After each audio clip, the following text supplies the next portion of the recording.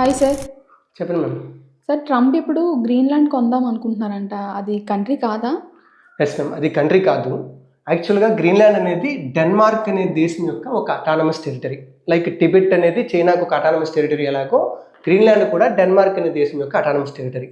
Okay. Greenland అనేది ఈ భూమి మీద మొత్తం ఉన్న ఐలాండ్స్ అన్నిట్లో కూడా లార్జెస్ట్ ఐలాండ్. అంటే కాంటినెంట్స్ కాని వాటిలో లార్జెస్ట్ ఐలాండ్. దగ్గర దగ్గర 21,00,000 స్క్వేర్ కిలోమీటర్స్ ఏరియా అనేది ఆక్యుపై చేస్తుంది.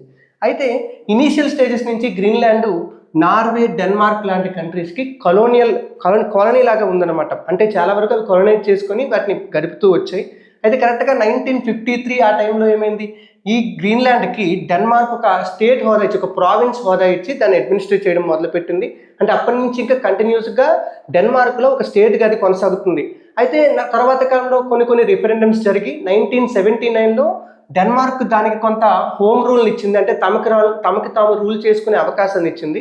అలా మళ్ళీ 2008 ఆ టైంలో కూడా ఒక రిఫరెండం జరిగి 2009లో దీనికి సెల్ఫ్ రూల్ ఇచ్చారు. అంటే ఆ సెల్ఫ్ రూల్ ప్రకారం ఏంటంటే గ్రీన్‌లాండ్ అనేది ప్రస్తుతం ఒక ఇండిపెండెంట్ పార్లమెంట్తో, అంటే దానికి ఒక పార్లమెంట్ ఉంటుంది, పార్లమెంట్తో కొనసాగుతూ డెన్మార్క్ కిందనే ఉంటుంది. అంటే లైక్ ఇప్పుడు ఇంగ్లాండ్, స్కాట్లాండ్ ఇవన్నీ కూడా యూకే కింద ఎలాగైతే ఉంటాయో ఇది కూడా మనకి డెన్మార్క్ కిందే ఉంటుంది. Denmark prime minister, Denmark king వీళ్ళే మనకి గ్రీన్‌లాండ్ని కూడా అడ్మినిస్ట్రేట్ చేస్తూ ఉంటారు. అంతేగాని ఇది ఒక ఇండిపెండెంట్ టెరిటరీ కాదు.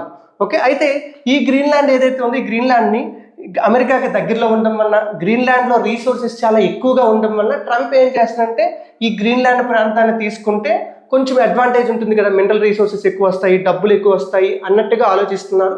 బట్ గ్రీన్‌లాండ్ మాత్రం దానికి అంగీకారం లేదు. గ్రీన్‌లాండ్ చాలా వరకు వాళ్ళు ఇండిపెండెంట్గా ఉందాం అనుకుంటారు. ఈవెన్ డానిష్ కాన్స్టిట్యూషన్ ప్రకారం వాళ్ళకి ఇండిపెండెంట్గా ఉండే అవకాశం కూడా ఉంది ఖచ్చితంగా. మేబీ డెన్మార్క్ వాళ్ళకి ఇండిపెండెన్స్ ఇచ్చేసినా సరే అప్పుడు గ్రీన్‌లాండ్ ఒక సోవరెన్ కంట్రీగా చెప్పొచ్చు మనం. అంతవరకు అది ఈ డెన్మార్క్ అనే దేశం యొక్క అటానమస్ టెరిటరీ మాత్రమే.